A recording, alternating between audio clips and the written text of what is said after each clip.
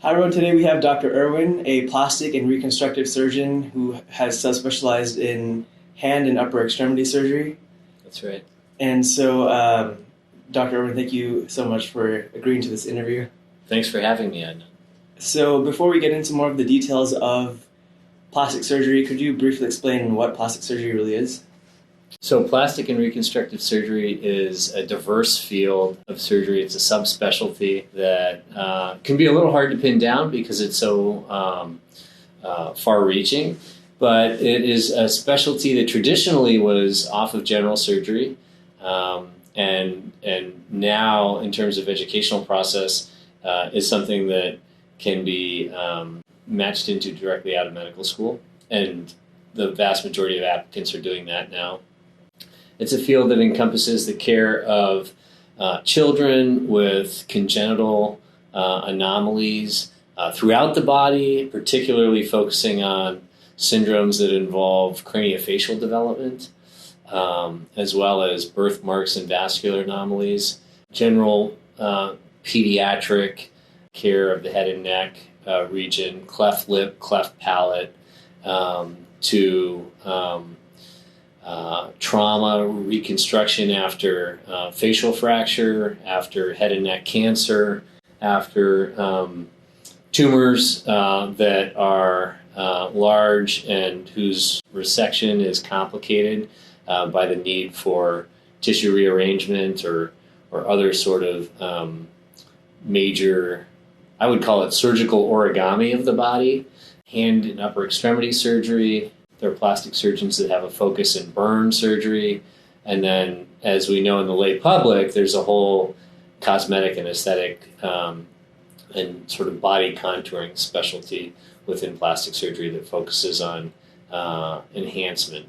Those are a lot of the areas. We could even get into further developments, transgender surgery, gender affirmation or gender reassignment surgery, surgery to address lymphedema or excessive limb swelling.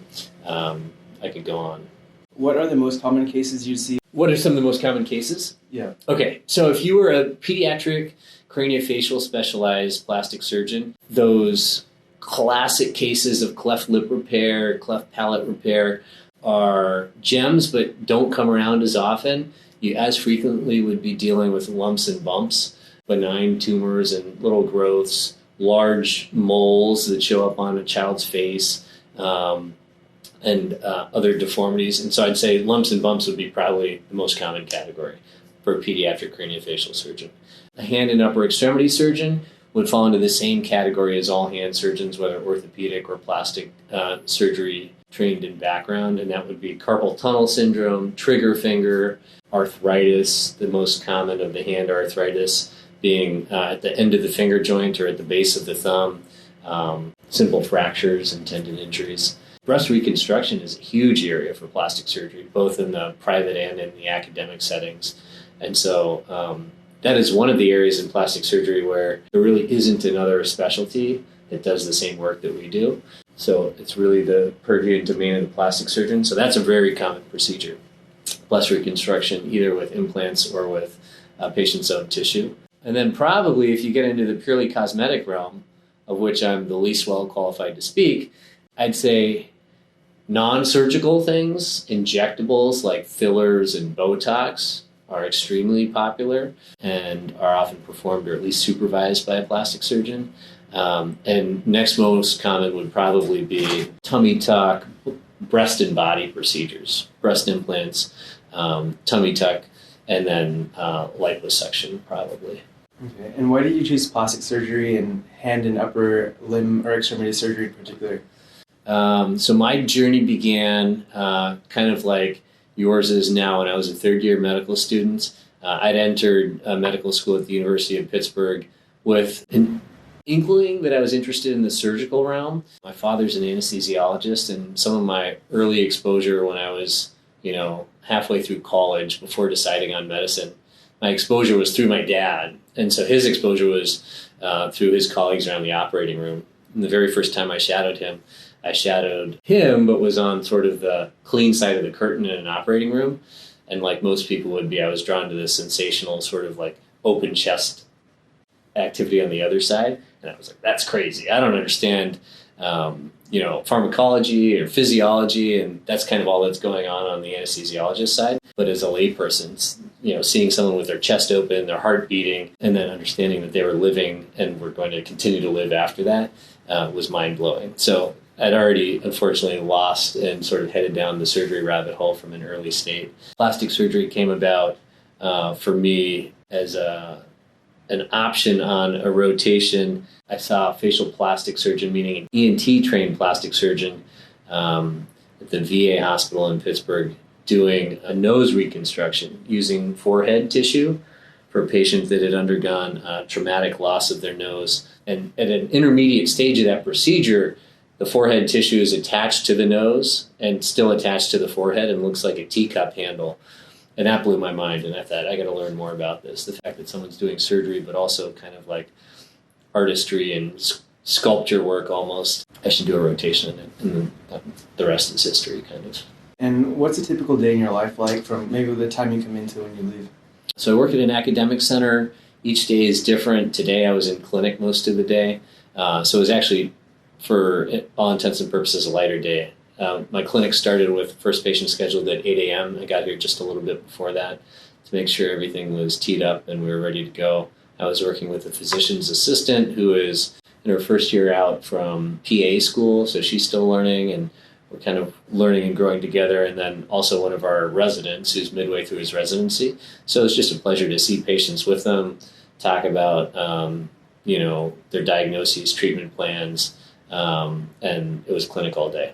So that was this Friday. If you catch me on a Tuesday, I'm coming in early, and we have both department-wide grand rounds and then division-wide educational conference, followed by academic activities like working on research projects and having meetings about administrative issues and other concerns. And then I operate typically on Wednesdays, Tuesdays, and Thursdays at times. And those days can go long. They start early. Surgeries typically starting at 7:30. Meet the patient before that, and then just depends on how long the work takes. Mm-hmm. So how long might it go on to? Like, is it like 12-hour shift usually, or? Yeah. So the most predictable portion of most surgeons' lives would be the clinic days and the days when they're in surgery, but they're the uncomplicated, electively scheduled cases. For the most part, despite being junior, which means I get the last pick of the litter in terms of operating room time, those days for me end anywhere between probably 5 and 7 p.m. And then I've also operated on a scheduled day into the night past midnight. I do, as many plastic and reconstructive surgeons do, complicated microvascular reconstruction, free flap cases, and those sometimes can be 6, 8, 10, 12-hour cases where you finish and see if Mel's Diner's open at 3 a.m. Mm-hmm. And then that's not talking about call. Sometimes a surgeon gets called in for an urgent or emergent issue in the middle of the night and they have to go operate, and it's 2 a.m., 4 a.m., 6 a.m. How much call do you have? So currently I take about 7 days of call a month. So it works out to about 1 weekday every week and then 1 weekend a month. And how is your lifestyle different from that of maybe like a private practice plastic surgeon? There's so much diversity in plastic surgery that it's difficult to say. I have some friends in plastic surgery in private practice, and so I can speak on it a little bit, but there's just, the thing to know is, I think more and more in medicine and even in plastic surgery, you can kind of build what you want. So I know of people that work part-time, but then you need to have some kind of overhead or office sharing mechanism or have partners. There is this belief that private practice is maybe less work. I think you do have more control over your hours potentially, but I don't think they work any less hard. You just get to sort of pick the things that you spend time on. Private practice would differ in terms of increased autonomy, but also increased responsibility for their financial well-being, for all the business side of medicine. And it would really just depend on the setting in terms of, most surgeons in general are going to have, 1 or 2 days of the week that they operate, and then 1 or 2 days of clinic, And that fifth day might be administrative in the academic or research-based in the academic setting, or it might be more clinic or sort of business development in the private practice setting. Okay, and how is the plastic surgeon lifestyle different from that of other specialties? I'd say call is a huge part of the sort of lifestyle question. If you didn't have call, then you would work banker's hours on most clinic days. Most clinics are scheduled, patients typically are scheduled at the doctor's office no later than 4, maybe 5 o'clock. And even if it runs late, a little bit into the evening, there's sort of a set end time to that. Operating room time typically becomes more predictable over a surgeon's career. They have a better sense of how long everything's going to take them, and they wouldn't overschedule their days. So the biggest variable that could continue on throughout a plastic surgeon's career would be call. And plastic surgeons typically take general plastic surgery call, which could involve taking care of their own patients, other patients that present to the hospital with wound concerns, lacerations or burn care, pressure sores, and then specifically hand call and or maxillofacial trauma call. So if you're taking call, then whatever X number of days or nights a month, you're potentially on the buzzer to get called into the ER or into the operating room at any point in time. And that's the biggest lifestyle issue, I think, as we all get, on into life and have other commitments at home. Mm-hmm. So as an academic plastic surgeon, you have research responsibilities, you have mentoring, and what other things do you have? Yeah, so there are some administrative responsibilities. By that I mean, to participate in the academic senate or in hospital administrative committees, whether it's on a quality assurance committee, a ways and means sort of committee. So there's committee and other administrative responsibilities. There are teaching responsibilities, which sort of encompasses both medical students, residents in the program, as well mentorship. The responsibilities to be academically productive, to have publications and presentations and other research kind of deliverables.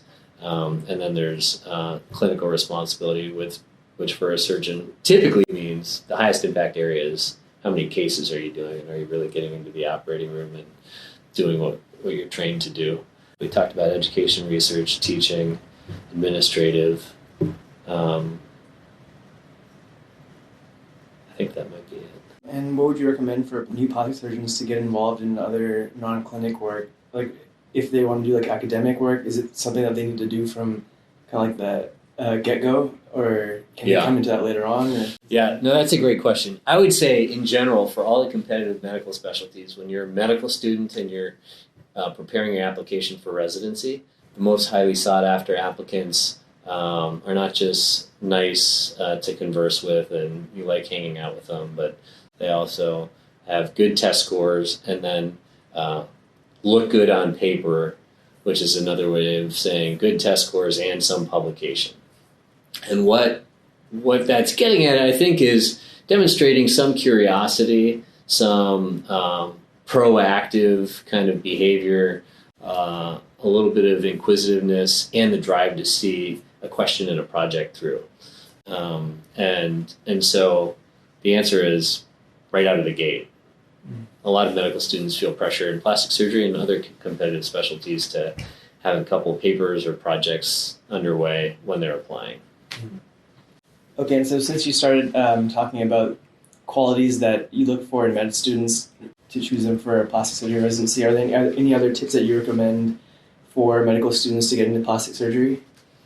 Oh, to be a competitive applicant? Mm-hmm. I was a third-year medical student, and a plastic surgery resident that I met on my trauma surgery or general surgery rotation actually bought or gave me a copy of a book called Plastic Surgery Secrets. I think they make that series for a lot of specialties.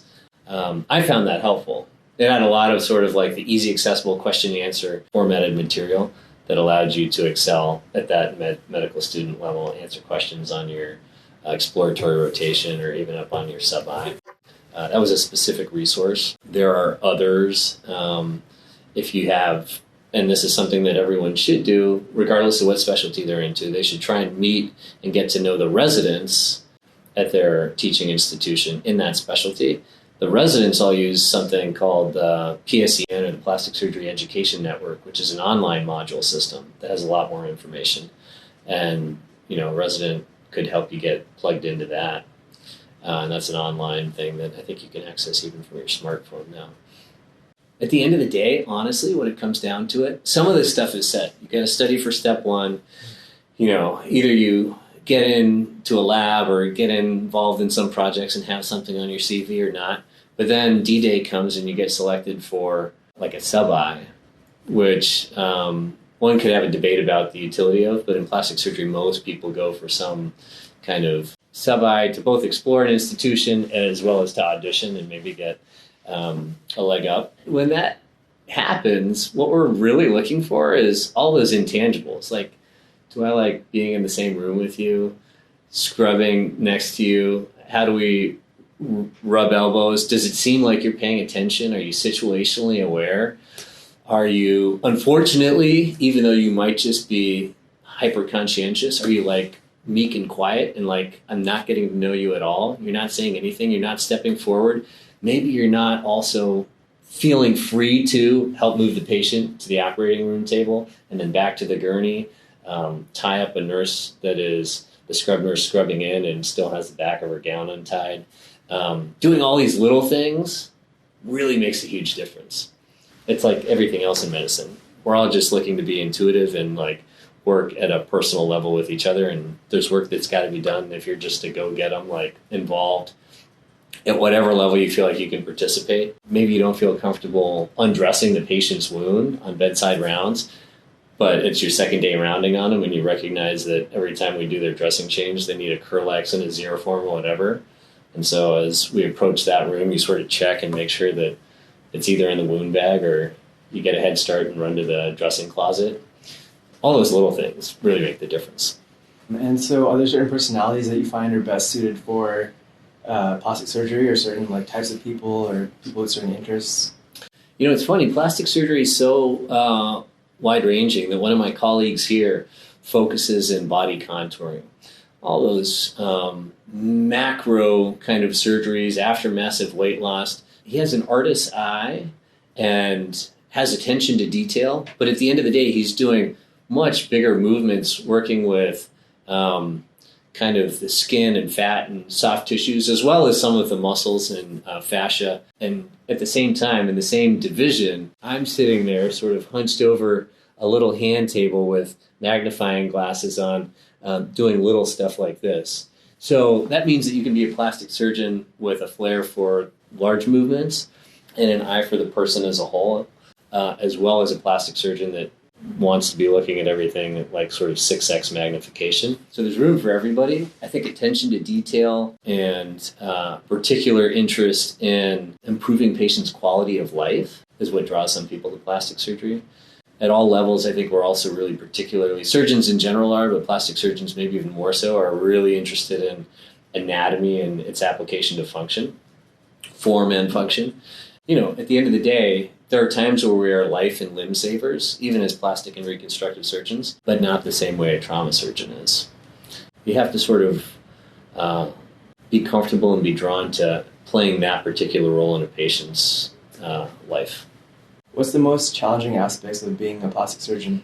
I'd say one of the challenges is a lot of people don't know what plastic surgeons do. In fact, I didn't. When I joined medical school, there were kind of two specialties that, as a layperson, that I thought I would never do. And one was dermatology and the other was plastic surgery. And I kind of thought they were both like not really medicine. And I grew up in an affluent neighborhood where plastic surgery meant that big billboard by the side of the highway that was advertising like, artificially looking better or something. And look at me now. So if that could happen to me, who is destined to be a doctor and then a surgeon, I think it happens widely because of media and public perception. It's just trying to sort of straighten the record and let everyone know what we do as plastic and reconstructive surgeons and what our role is. And it's far-ranging, and I think it's deeply important to patients' lives. That's probably public perception. The truth is, it's not just outside the hospital. It's with our own medical colleagues and surgical colleagues. And on the flip side, what's the most rewarding aspect of being a plastic surgeon? I mean, the most rewarding aspect is just having that impact on a patient's life. We do sometimes save patients that otherwise wouldn't be saved. And we are involved in at the bedside of some of the sickest patients in the hospital. We save limbs after massive mangling trauma. We are the ones that sometimes enable people to actually have their unbelievably life-threatening and dangerous tumor be removed and have them survive the procedure and heal to move on. But it's also just doing what you love and being involved in helping as a hand surgeon, helping a patient get back the ability to function in the work that they enjoy doing, interact with their grandkids. It's like life in general. I'd say hands are particularly undervalued until you don't have the full use of them. And the same is true of all aspects of our life, I'd say. Mm-hmm. We talked a little bit about like private practice versus like academic plastic surgery. What employment types and practice settings are there for plastic surgeons? It seems like most of medicine is moving towards like big groups and hospitals. Right. But there's still like, I mean, with the billboards and everything, for example, there's still a lot of like solo private practice plastic surgery. So is there like locum tenens work and other types of employment settings available? There are. You can, probably every possible type is represented in plastic surgery. You can be an academic faculty like I am. You could also have a teaching role, but be at an affiliated hospital. So most, but not all, Kaiser institutions don't house their own training program, at least not for plastic surgery. But we've got folks that work at our nearby Kaisers that have our residents rotate through and have a strong role in their training and education. So you can be employed by a hospital or a group, be a member of a group like Kaiser Permanente, physicians group. You could be in solo or group private practice. Plastic surgeons do both. There are plastic surgeons that do a combination of the two. In fact, we've got one on our staff that's both academic and has a strong role here on campus in teaching, an administrative role, but also has private practice. So I think there's a lot of flexibility. Finally, to just briefly address locum tenens, almost all specialties have some locum tenens aspect to it, because that basically addresses under-resourced places where they don't have enough backup built in and they need, the ability for their plastic surgeon to go on vacation, as well as some areas where they just don't have maybe a large enough volume or patient need to sustain a plastic surgeon for all time, but in fits and spurts, they need someone to come in and service the community. So there are locum tenens options, as well as wound clinics and medi-spas that have a role for a plastic surgeon that's drawn to those kind of areas of healthcare delivery. And are there certain settings you'd recommend maybe a new plastic surgeon start out with? Because some of the specialties, doctors of different specialties I interviewed, I remember one or two mentioned maybe doing something like locum tenens in the beginning to get a feel for the environment. Is that what you'd recommend, or would you recommend something else? That's a good question. I honestly think figuring out what job description is going to fit you best was probably the hardest decision for me. After deciding I wanted to be a surgeon, after deciding I wanted to be a plastic surgeon, really, do I want to be an academic, teaching faculty? Do I want to be in private practice, some private-demics, hybrid? That's tough, and that takes a lot of soul searching and trying to figure out what, what you really look for in terms of juice and lifetime satisfaction. I think it's fair to say that probably most people are most familiar with academics because that's where most people train.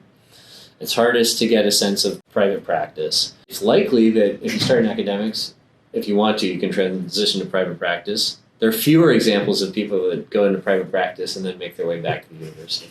So if you have any inkling that you might be interested in academics, probably carry on full steam and keep trying that out when you're on your own after training, and then figure out if there's something else that draws you more.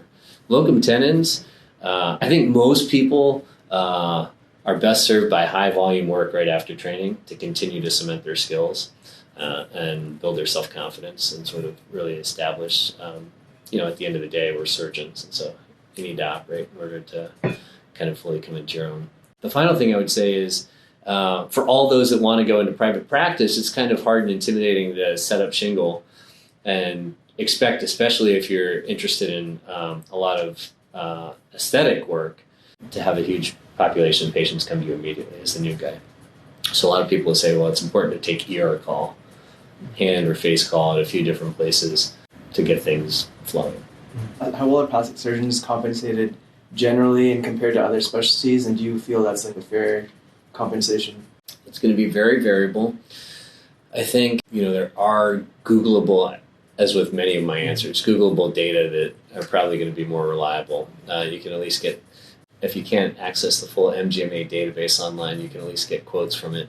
My impression is plastic surgeons probably make, on average, typically not less than $300,000 a year. And in most cases, probably not more than $600,000 a year. And then they're going to be extremes, probably more towards the top and fewer that fall underneath $300,000 a year. And the question is, where do we fall compared to other similar specialties? On average, plastic surgeons make less than orthopedic surgeons. On average, they probably make more than general surgeons. Now, there's specialties of general surgery that are also really well compensated. And so it's going to really depend on exactly what niche you fall in, what your practice setting is. In a higher demand, more competitive market like San Francisco or New York, there are going to be more people that want to live there, more people looking for those jobs. And the compensation, unfortunately, is going to be less despite a higher cost of living compared to a smaller town. And so that plays into it as well. And then, of course, there are those rare examples that I think are overblown in the media of plastic surgeons in Beverly Hills that are multimillionaires and are just trying to pick which color Ferrari they drive which day of the week. Okay, and are there tips that you recommend for maybe increasing or maximizing your income as a plastic surgeon? Yeah, I think the best advice, honestly, for those of us that still have college or medical school debt is what everyone will tell you, which is try and spend your first 5 years in practice or 3 to 5 years that you're actually earning, still sort of living at maybe a nice resident level. Now, if you have family obligations and kids you have to take care of and you need to buy a house and a bigger car, that's fine. But maybe don't immediately spring for the Porsche Cabriolet while you still have high interest student loans. That's one. And I think that goes longer and further than most of the other advice I would have about trying to maximize your financial success. And then the other is, it's harder and harder to do in medicine, but probably during the job search, try and find that job that you think is going to really allow you to flourish and spend as much time as possible in your day functioning at your highest level possible. By that I mean, physicians talk about burnout and, the impact of the electronic medical record on their health, well-being, sanity, and productivity. And so a surgeon, of all people, is going to at least want to be sitting in front of a computer typing away. And so if you found a practice where, they were employing scribes or assistants and ways to minimize that burden on you and focusing on ways to increase the hit rate, or meaning the number of patients that you see, the actual ones that you're going to book and take to surgery, then that's going to allow you to really spend time in shining, in the way that you were sort of trained to. Okay, so that's a nice strategic way to improve your daily workflow to reduce burnout. Are there any other tips that you recommend to reduce burnout in general? Yeah, I can only speak from personal experience, but I think remembering to take time to focus on fitness and getting to the gym and getting in, sometime when you're out of breath and you're sweating, I think is huge. I continue to work on trying to develop a meditation practice myself. But some of those generic sort of health and well-being things are going to be really kind of like core competencies for us in this high-stress line of work. And then it's hard to do, I think, in tech to turn off your phone and not respond to email. And the same thing is true in medicine now with remote access to the EMR. It's challenging to not bring home work. And so I think to try and draw some lines, even if it means spending an extra 30 minutes or 60 minutes at the end of your clinic, closing out all your notes, and then feeling kind of a little weight come off your shoulders and going home and really giving the same time and attention that you would to your patients, to your spouse and loved ones.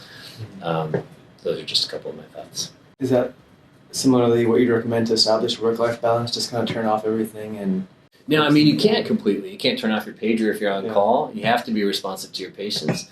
But hopefully join a practice where you have partners and can sort of share that responsibility. Everybody needs some time off. We're all human beings at the end of the day. And for the non-call periods of your life, to do like everybody else is trying to do, like try and find some quiet time, some do not disturb time, some time when you literally walk away from the house and go on a walk and are not connected to, Wi-Fi or cellular. So with all the changes in medicine, how do you stay on top of the advances in medicine and plastic surgery in particular? I don't. I try. It's an ongoing battle, I think, as it is with most people. So, there's several journals that I subscribe to. As a hand and upper extremity surgeon, I could fill all my time just trying to keep up with all the advances and the new publications in hand and upper extremity surgery. The beauty, I suppose, of being at an academic facility is that we have weekly teaching conferences, and I also get journals that cover the breadth of plastic and reconstructive surgery. So it's teaching conferences, journal clubs, and then just exchanging ideas and talking about difficult cases with colleagues, people that I've trained with across the country. Those are sort of some of the fun ways to share ideas and stay on top of things. Are there any exciting new changes that you see in medicine in the next few decades? Are robots going to take over maybe, or anything else? I don't believe so. I think it'll be curious. I'm curious to see what role AI will play. You see these studies where it's like some AI computer can diagnose cancer on radiographs, as well as a radiologist. The thing that medicine really comes down to at the end of the day, though, it's about relationships, which I don't think computers can have with patients, and it's about the gestalt and sort of what would best be phrased as almost intuition that's developed over time. We spend all this time training, glean all this information, and then have a 15-minute interaction with a patient and try and figure out of the available treatment options, which one best suits them, and which of their ailments is really the thing that's sort of highest yield. I think there'll be a role for tech support, but not tech replacement for physicians or surgeons. I'm interested to see what happens with Atul and his Amazon venture. I didn't hear about that. Yeah, Atul Gawande. Yeah. The author, yeah. I didn't hear about the Amazon venture, though. Oh, no, Amazon, Berkshire, and JP Morgan went in together, partnered to try and disrupt healthcare. And they hired on Atul Gawande as their, CEO or something. Yeah. Listen to him. I think he's a smart guy. He's obviously a great thinker and writer. And he's a surgeon. And so it'll be interesting to see what comes of that. Okay, so last question. For the up-and-coming new generation of doctors, what tips would you give us to become good doctors?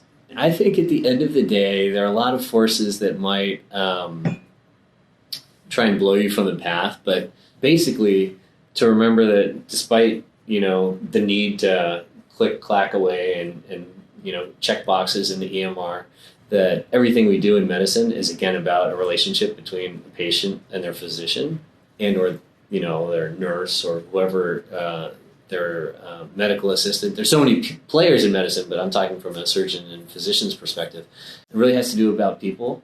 And the next most useful thing I can say is, as much as possible, even though I would never operate on my loved one, I would ask a trusted colleague to as you're going through the various phases and you're thinking about people, think about, well, what if that was my loved one?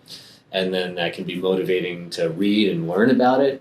And it can also give you a little perspective as you think about treating those that are less resourced and less fortunate than us, and reminding us, that we're all human beings and deserve equal attention and respect.